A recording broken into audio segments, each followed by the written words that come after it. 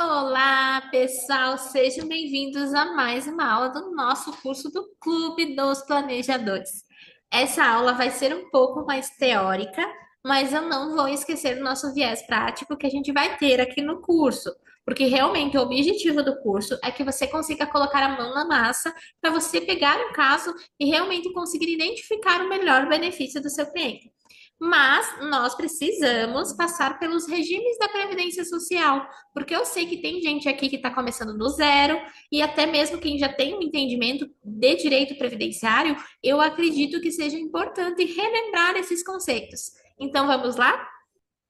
Os regimes previdenciários são aqueles que abarcam, mediante normas disciplinadoras da relação jurídica previdenciária, uma coletividade de indivíduos que têm uma vinculação entre si em virtude da relação de trabalho ou categoria profissional a que está submetida, garantindo esta coletividade, no mínimo, os benefícios essencialmente observados em todo o sistema de seguro social, aposentadoria e pensão por falecimento do segurado. Então, basicamente, o regime previdenciário é o conjunto de regras que disciplinam a relação jurídica previdenciária entre a coletividade de indivíduos que estão relacionados entre si em razão da sua profissão, da relação de trabalho, da categoria profissional que eles estão inseridos. E nós temos basicamente quatro grupos de regimes previdenciários. O regime geral da Previdência Social, que é o maior do INSS, a gente vai falar sobre cada um deles, ok? Nós temos os regimes de previdência de agentes públicos, ocupantes de cargos efetivos, que são os regimes próprios da Previdência Social. Nós temos também o regime previdenciário complementar, que são as previdências complementares, e o regime dos militares e das Forças Armadas. Então, eu quis trazer aqui para vocês um desenho para vocês conseguirem compreender melhor, ok? Então, nós temos ali o regime geral da Previdência Social, o regime próprio, e dentro do regime próprio, vocês podem ver que nós temos vários regimes próprios. Eu acredito que com esse desenho ficou um pouco mais claro para vocês entenderem que tem um regime próprio, só que dentro dele tem vários regimes próprios. Mais adiante eu vou entrar um pouco mais a fundo nesse assunto, para vocês compreenderem melhor. Aí nós temos o regime da Previdência Complementar e o regime dos militares. O regime geral da Previdência Social, ele abrange todos os trabalhadores da iniciativa privada, ou seja, os trabalhadores que possuem relação de emprego pela CLT, os empregados domésticos, os autônomos, os empresários, os pequenos produtores rurais e os pescadores artesanais e outras categorias de trabalhadores, como garimpeiros, empregados de organismos internacionais, etc. Todos eles estão obrigatoriamente vinculados ao regime geral da Previdência Social. Então, toda vez que você lembrar do RGPS, você associa à iniciativa privada. Esse regime ele é regido pela Lei 8.213 de 1991. Eu já falei para vocês que a gente vai ouvir muito sobre essa lei, então, que é um plano de benefícios da Previdência Social. Esse regime ele é de filiação compulsória e automática para os segurados obrigatórios, mas ele permite que as pessoas que não sejam segurados obrigatórios, ou seja, as pessoas que não estejam exercendo uma atividade remunerada, possam se filiar. Então, esses são os segurados facultativos, que eles não são obrigados, mas eles podem se filiar caso seja do interesse deles. E o RGPS, que é o Regime Geral da Previdência Social, é o único de todos esses regimes que eu falei que permite a adesão de segurados facultativos em respeito ao princípio da universalidade no atendimento que está lá no artigo 194, inciso 1 da Constituição Federal. Então, você vai ver que nos regimes próprios, no regime da Previdência Complementar e no regime dos militares, os facultativos eles não podem se filiar. E já os regimes próprios da Previdência Social são aqueles que têm os agentes públicos ocupantes de cargos efetivos da União, dos estados, do Distrito Federal, dos municípios, bem como das autarquias e das fundações públicas.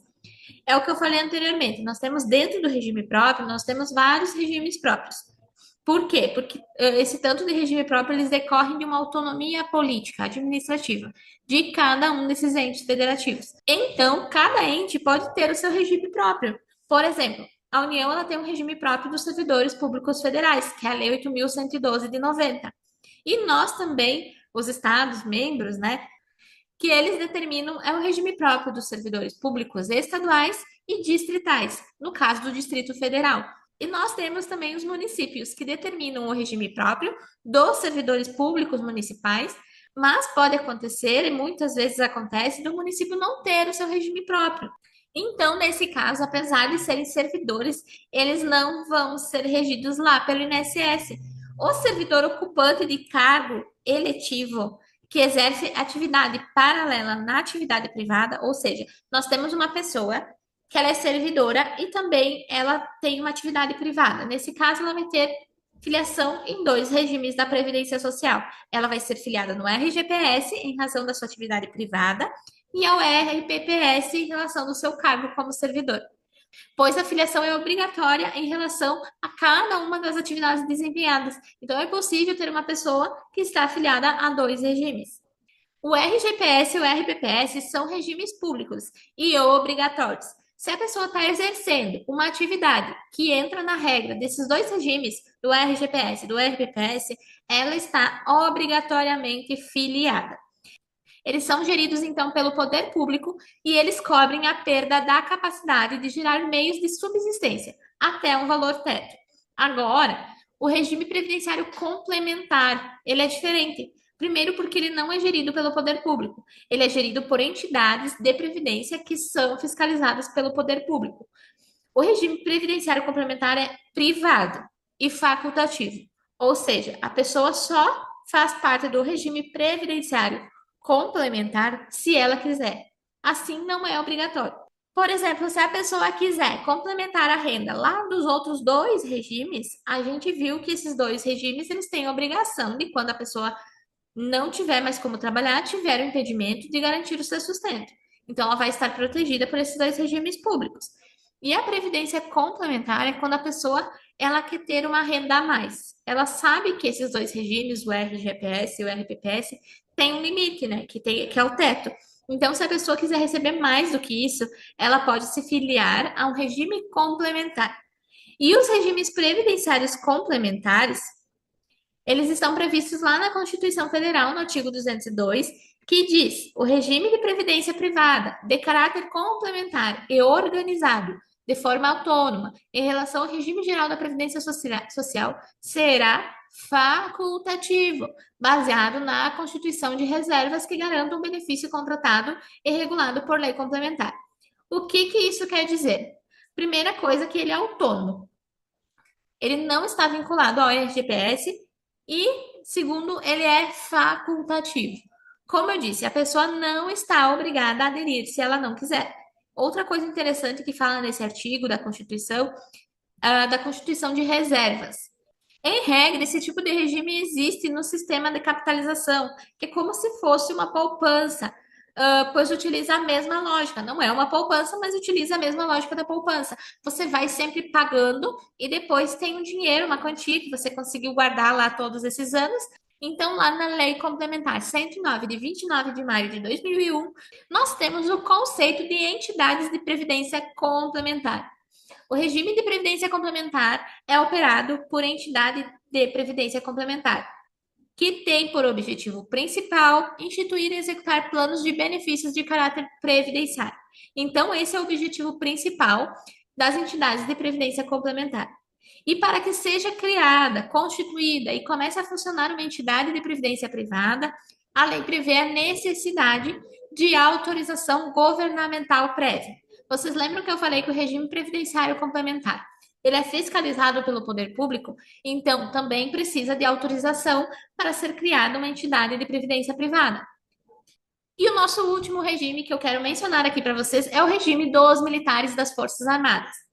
Eles não são considerados servidores públicos e eles possuem um tratamento diferenciado em vários aspectos. Inclusive, em 2019 foi aprovada a Lei 13.954, que alterou as regras da Previdência para as Forças Armadas, policiais militares e bombeiros estaduais. Então, essa foi a reforma da Previdência para os militares. Eu separei aqui dois pontos importantes dessa lei. O primeiro foi o tempo mínimo de serviço para militar passar para a inatividade, né? Ele subiu então de 30 anos para 35 anos. E o segundo é que eles não terão idade mínima para se aposentar, que é a chamada reserva remunerada. Então, essas são as duas alterações principais ali no regime dos militares das Forças Armadas. Bom, é isso então. Nas próximas aulas a gente vai focar bastante também no regime geral da Previdência Social, que é o nosso regime que a gente vai acompanhar aqui pelas próximas aulas. Deixe seu feedback, comentários, elogios, sugestões. Então, até a próxima aula.